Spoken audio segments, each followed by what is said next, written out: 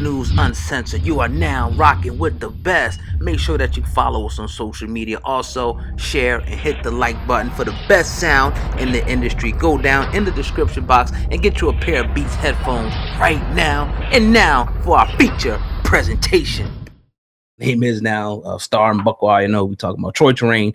You know, his government brought a young lady out who pretty much said that Charlamagne the God forcefully raped her, gave her some drinks, raped her. Now this happened, you know, allegedly in 2001. Now the lady's coming forward, you know, saying that she don't want no money from him or nothing. She just wants people to know who he is and that he is a liar. This is her words, right? But you know, over here we got the court documents. We got the court documents, you know, over here, and the original video. Charlamagne the God, according to Troy Torain, to Star Report channel, Charlamagne the God's legal team, you know, did send him some correspondence. I guess they're going to try to take him to court, and they did have the original video removed, you know. So, but Star did come on live this morning, and he did talk about it. So let me play that. And, you know, Leonard, I think it's time that you and I address each other by, you know, Troy. Today, first, let me address my core audience, my supporters, my target demo, working class people, people who have careers, educated, homeowners. That's why I talk to you, folks. I don't talk to the 85%, you know, the deaf, dumb, and the blind. My core audience. Oh, I'm going to bring you up to speed. A legal letter came down. Yes, it did, from Charlamagne's legal team. Yeah. Leonard. And, you know, Leonard, I think it's time that you and I address each other by, you know, Troy, that's me, and Leonard, that's you. Never mind all that, you know, Charlamagne and Star stuff. We've got a serious matter here. Official documents. I'm going to break down the letter. The letter's weak. I gotta say, it's weak. Weak case law. Somewhat of a threat. But more so trying to appeal to me, to my better senses. Knockout blow. A wheel kick. Let me first start out by saying I have no malice towards this man. I don't know him. This has nothing to do with Rashawn Casey, a.k.a. DJ Envy. I've only met Envy one time in my life. They tried to reference that in the letter. Yeah, they did. Oh, you've got a long outstanding feud. Yada, yada, yada. Weak. I'm going to respond to it myself. I'm not going to spend a dime on legal fees. For those of you who know how I get down, I'm going to handle this via pro se. Via pro se. And depending on where Charlamagne and his legal team want to go, he might have to spend $1 million. Oh, I made iHeart spend close to $2 million a couple years ago when they tried to put me in some bullshit. I handle everything pro se. For those of you who know what pro se means, that means you do all the work. I'm not spending $20,000, $30,000, $40,000. No. But all official documents. And let me just say that, yes, the video was taken down. You knew it was going to be taken down. Let's not play stupid.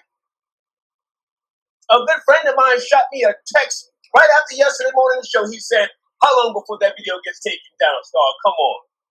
I responded and I said, let's find out. All right, let's start right there, man. That was early. That's a clip of what he you know, he spoke about, you know, being served some legal papers by Charlamagne. Now we have the actual documents, you know, in our possession, you know, now. Sam, and we talked about this, you know, to nauseam yesterday, but you know, as you got a chance to lay down, now you see him coming back out. What do you think about this situation, you know, after a day passed, you know, Charlamagne getting the video taken down? Star pretty much standing in the position saying that, look, man, I'm not, you know, I don't have no beef. It ain't about the envy situation. I'm just trying to bring a victim, get a victim some justice. He also came out and said, it's not in this clip, but I did hear him say it, that if anybody else has been assaulted by this brother, allegedly Charlamagne, they should come forward. What do you think about this? So let me ask you a question real quick, and then I'll go on my 1-2. No doubt. If we did a video on Star, and okay, so he did that whole bullshit with Envy happened at least a decade ago, right? He did some time. It was some nonsense, but he did it. It was in the past. Let's say me and you, for example, we bring on somebody closely related to it now and re-bring that and paint that picture back up. Would Star take that video down? Possibly. Like a motherfucker. He take that shit down. That shit would calm down. Possibly. If we really came in on Star and Envy's daughter and brought that shit back up, he's not trying to be seen like that anymore. It's coming down. As a matter of fact, I know somebody personally who he flagged. It's bad for character. Right. You're not bringing it up. He says that he's trying to seek justice, yet in that whole video that we heard, and we didn't hear it all, I heard nothing about justice for this young woman. Now, yesterday, we did our 1-2. And shout out to everyone in the comment section who gave us love, because we really appreciate it. But I'm going to read one person's comments in particular, because I almost responded to your ass via comment, but I said, nope, I'm going to wait for me and my brother, Oh God, to get right here on the Uncensored Truth podcast, and I'm going to put your ass right on blast. Here it is. Holes in her story, which I said yesterday, there were holes in her story. Oh, this nigga is on Charlamagne's payroll. I'm guessing he's talking about me. And who made this nigga a lawyer? Why is Charlamagne's story he told to the public is different from court records? Does this nigga got a daughter? Would he say his daughter got holes in her story? Fuck out of here. I hate you clout ass chasing niggas. Ooh, wow. Okay. Says the brother Jacob Hendricks, who sits on the couch and watches every one of these clout chasing motherfucking networks all day long. Shout out to you, man. We really appreciate your comment. Thank you very much. When in regards to the facts, now a lot of people ran with what I said as far as Charlamagne being my idol. I've never met this man a day in my life. I respect his grind. I respect what he's been through. I read his book. I see him in a media field that we happen to be in, and I see him making moves. A brother making moves. Why can't I respect that shit? If I never met Charlamagne a day in my life, and I can attest to this with Oh God as well, we wouldn't care at all. Right. But we're going to lay down the facts. We're going to say what's real. We're going to say what's true. And what Star did, and he's very intelligent and methodical in the way he does, is he brought on a woman from a story that's 10 years old. We have court documents. We clearly see what Charlamagne was convicted for. Right. He addressed it 8 years ago. He addressed it in his book. Why the fuck are you bringing it back up now? Why? Questions were asked why. If everything is done, if the dust is settled and everything's done, what was Star's objective, brother, in bringing this shit out now on the heels of Charlamagne going to HBO, on the podcast being successful, on the Breakfast Club being the #1 syndicated radio show on the internet? Why now? Right. If you don't have nothing personal against it. Yeah. And you know, see, I'm gonna to talk about a few points that when they read the affidavit, if anybody's ever been in the system, it's like they will say, like, all right, the police are gonna say, like, in the affidavit, it says that this person did this. It don't mean they did it. Now, when you go to court, when you actually go to court, and you have, the police and everything, what happened here in the documents, and you can read them for yourself. Get them. We'll leave them available. It'll be definitely on the website, hiphopun.com. I can't show them, on the screen for legal reasons, but you got to take my word for it on this. So I'm going to read it, verbatim. When you look at, the court documents and everything, Charlamagne was charged for, and this is what he was charged for: contributing to the delinquency of a minor. The state versus Leonard L. McClevey, or however you say the brother's last name. Hopefully I'm saying it right. No disrespect. So it's just like people see the mere allegations once again, and they think that it's real. Now, this is what happened, right? According to the documents, the girl calls the cops or whatever. The cops take her. They get the rape kit right away. Because I heard somebody in the comment section say, "How you know she went to they went right away to get the rape kit." You know what I mean? Charlamagne, whatever, he's arrested, for it. They order, according to the documents, him be tested. So, and it says it right in here. I'm gonna pull it up. When you go, I'm gonna pull it up and read that part right here on the screen there. The reason why they were testing him is to see if he really indeed penetrated this woman. And the test came back that there was no DNA evidence to say that he did it, and the witness wasn't cooperating. And now she says that she wanted to, and her mother told her not to. That's funny to me. That's very funny to me. If you've been raped and you told your mom, look, these dudes raped me without a shadow of a doubt. Oh yeah, she's going to pursue it 110%. See, what I think that really happened was, to be a buck with you, and according to the report, the police said the woman was very intoxicated. You know what I'm saying? At the point in time, and maybe allegedly her mom kind of knew, that whatever. She was going around doing her numbers, you know what I mean, in the community, and maybe didn't want to pursue it. That's just my opinion, because I don't see why you wouldn't want to. If your daughter was saying that she's raped and penetrated by a 22 or 23-year-old man, you know, at the time, why would you fall back if you got all the evidence that can slam this man shut? So it just goes to tell me that there was not enough evidence to bring, you know, a full conviction, and he got charged with contributing to the delinquency of a minor. The paperwork is right here. Well, that goes right and shows you the foundation of her parents.